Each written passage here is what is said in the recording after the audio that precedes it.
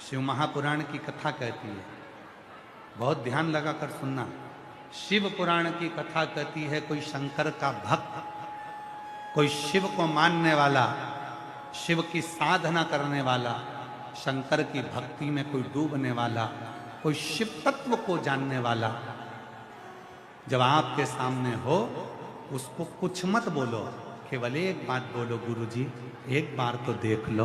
बस गुरुजी की दृष्टि पड़ती है और आधा दुख तो उसी समय पर समाप्त। एक नजर कृपा की कर दो सांवरिया, एक नजर बस कृपा की कर दो, एक बार देख लो, एक बार दृष्टि पड़ जाए, एक बार बस केवल सम्मुख में हो जाए, एक बार। और देखने का कितना फल है, अंदाजा लगाइए कि ज्यादा देखने का कितना फल है। बेटे को बुखार आ रहा है, बेटी को बुखार आ रहा है, पति को बुखार आ रहा है, पत्नी को बुखार आ रहा है, सास को बुखार आ रहा है, ससुर को बुखार आ रहा है, डॉक्टर की दवाई दे रहे हो, इलाज करा रहे हो, सब कुछ हो रहा है, आपका बुखार नहीं उतर रहा। अब देखने का कितना फल होता है वो देखिए आप। एक कटोरी में थोड़ा सा जल लीजिए, अपने घर में ही जल लेकर आप बैठ जाओ, 108 बार उस पानी को देखते रहो और श्री शिवाय नमस्तुभ्यम कहते रहो। उस पानी को देखते रहो, श्री शिवाय नमस्तुभ्यम, श्री शिवाय नमस्तुभ्यम, श्री शिवाय नमस्तुभ्यम। या पंचाक्षर मंत्र नमः शिवाय, नमः शिवाय, नमः शिवाय, नमः शिवाय।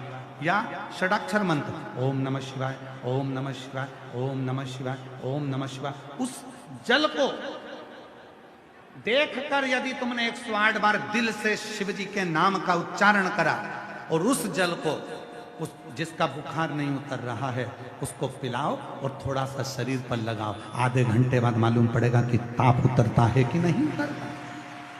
केवल दृष्टि, केवल दृष्टि, केवल दृष्टि। मछली अपने अंडे के पास कभी नहीं जाती, केवल मछली अपनी दृष्टि से अंडे को देखती रहती है और मछली का अंडा पक जाता है और उसका बच्चा पैदा हो जाता है। टिटहरी आकाश में उड़ती रहती है और अपने बच्चे को देखती रहती है, उस अंडे में बच्चा है और बच्चा पक जाता है और बच्चा जन्म ले लेता है। कछुआ अपने बच्चे को केवल देखता रहता है अंडे को, और कछुए का अंडा पक जाता है और बच्चा जन्म ले लेता है, बच्चा जन्म ले लेता है, केवल देखता। कछुआ देखा, मछली देखी, टिटहरी देखी, मगर देखा, केवल देखने से उसका बच्चा पक जाता है और बच्चा जन्म ले लेता है। उसी तरह शिव का नाम लेते लेते जब हम, जो शंकर की भक्ति में डूबा हुआ होता है, वो किसी को अगर देख भी ले तो बस उसकी जिंदगी संवारना प्रारंभ हो जाता है। आप अपनी कटोरी में जल लिया, श्री शिवाय नमस्तु, श्री शिवाय नमस्तु। आप लोगों को कहा था अपने अपने घर के दरवाजे पर श्री शिवाय नमस्तुभ्यम का स्टिकर लगा दो, घर के बाहर भी लगाओ, घर के अंदर भी लगाओ। क्यों लगाओ? उसका कारण है, जब तक दरवाजा नहीं खुलेगा, बेल बजाने वाला, घंटी बजाने वाला बाहर खड़ा है, उतनी देर में वो पढ़ रहा है श्री शिवाय नमस्तुभ्यम, श्री शिवाय नमस्तुभ्यम। उसकी दृष्टि उस मंत्र पर जा रही है, और जैसे ही दरवाजा खुलेगा तुम्हारी भी दृष्टि अंदर लगे मंत्र पर गई है, और जैसे ही दरवाजा खुलेगा तो वो दृष्टि कभी गलत नहीं करेगी, वो दृष्टि संवार कर तुम्हारी जिंदगी को सुख प्रदान करेगी। सुख,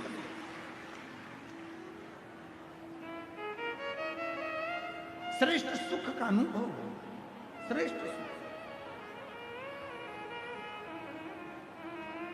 केवल दृष्टि, केवल नयन, केवल देखना, केवल नयनों से निहार लेना, वो सुख का अनुभव करा, वो सुख का अनुभव देता। वो एक हमारे निखिलेश जी एक लाइन बड़ी अच्छी गुनगुनाते हैं हमारे,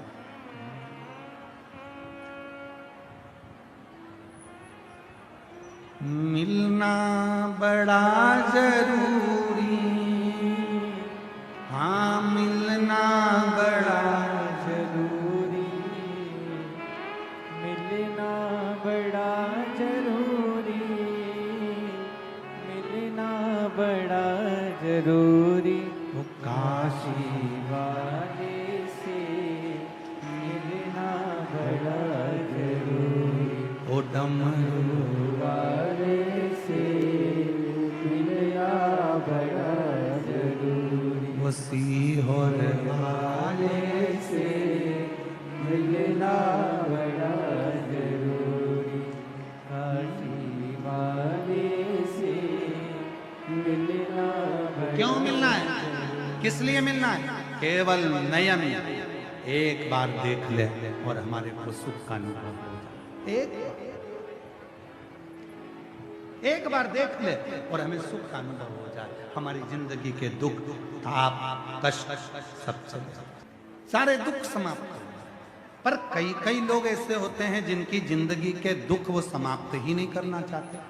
जैसे एक व्यक्ति आधार कार्ड बनवाने के लिए गया, आधार कार्ड बनवाने के लिए गया, बहुत लंबी लाइन लगी थी, वो भी लाइन में लग गया। 10 बजे ऑफिस खुलना था, 10:30 बज गई। एक व्यक्ति बार बार आगे आ रहा था, लाइन वाले लोग उसको पीछे खड़ा कर देते, फिर वो आगे आता था, फिर उसको लोग पीछे खड़ा कर देते, पीछे खड़ा हो जाओ। 11 बज गई, ऑफिस नहीं खुला आधार कार्ड का।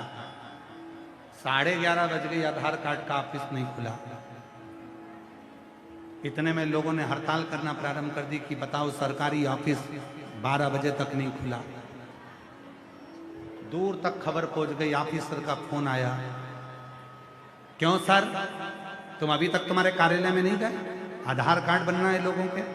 सर ने फोन लगाकर बोला, सर मैं तो बार बार आगे जाने का प्रयास कर रहा हूं, ये मुझे वापस लाके लाइन में पीछे खड़ा कर दे।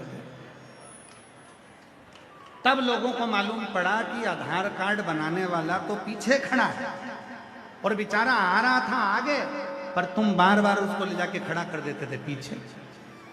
तुमको लगता था ये भी आधार कार्ड बनवाने आया। कई लोग संसार में ऐसे हैं जो पढ़ते हैं, अध्ययन करते हैं, खूब पढ़ते हैं और बाद में ये विचार करते हैं कि मैं बहुत बड़ा ज्ञानी हो गया, मुझ में बहुत सारी विद्वत्ता आ गई, मैं बहुत पढ़ा लिखा हो गया, पर उसको ये मालूम नहीं है कि तुम्हारे माता पिता से बढ़कर दुनिया में कोई विद्वान नहीं हो सकता, कोई ज्ञानी नहीं हो सकता। कई बच्चे कह देते हैं, बेटियां कह देती, बेटे कह देते, क्या मम्मी तुमको कुछ नहीं आता, तुम चुप बैठी हो, तुम में अकल नहीं है, मम्मी तुम बीच में मत आया करो, तुम बहुत बोलती हो, तुम चुप रहो। कर ले चुप कर।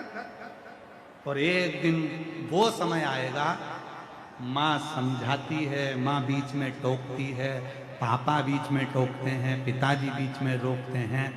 एक समय ऐसा आएगा जिस दिन वो रोकेंगे, वो टोकेंगे नहीं, तब तेरी आंख से आंसू झड़ते रहेंगे। इसलिए निवेदन करना कि तुम्हारे घर के माँ बाप तुमको थोड़ा थोड़ा रोकते टोकते रहें तो तुम्हारी जिंदगी सार्थक होती चली जाए। जिस नारी का गर्भ नहीं ठहरता हो, ये तुमरुका जी का नाम कोई साधारण नहीं है। शिव महापुराण सुनाने वाले जिन्होंने शंकर पार्वती को, चंचुला देवी और बिंदुक को सुनाई, वो साधारण नहीं है तुमरुका जी। इनका वर्णन पिछले वर्ष की कथाओं में किया है। जिन्होंने नहीं सुनी हो तो कभी यूट्यूब पर उस कथा को निकाल कर सुनना। ये तुमरुका जी कोई साधारण नहीं। 8-8, 10-10 साल हो जाए, 15-15 साल हो गए, नारी का गर्भ ना ठहरता हो, संतान ना होती हो, सारे उपाय कर लियो, तो एक उपाय जरूर करना, सफेद आंकड़े की जड़, सफेद आंकड़े की, अकौए की जड़, आंकड़ा की जड़ मंगाकर रजस्वला धर्म के 7वें दिन, जो रजो धर्म होता है, उस राजो धर्म के 7वें दिन आंकड़े की जड़ को शंकर भगवान के शिवलिंग पर 21 बार घुमाकर तुमरुका जी का नाम लेकर, अपना नाम गोत्र बोलकर, नारी कमर में उसको लाल धागे में अगर बांध ले महाराज, तो बाबा की कृपा, शिव का अनुमोदन, 3 माह में गर्भ अवश्य ठहरता है।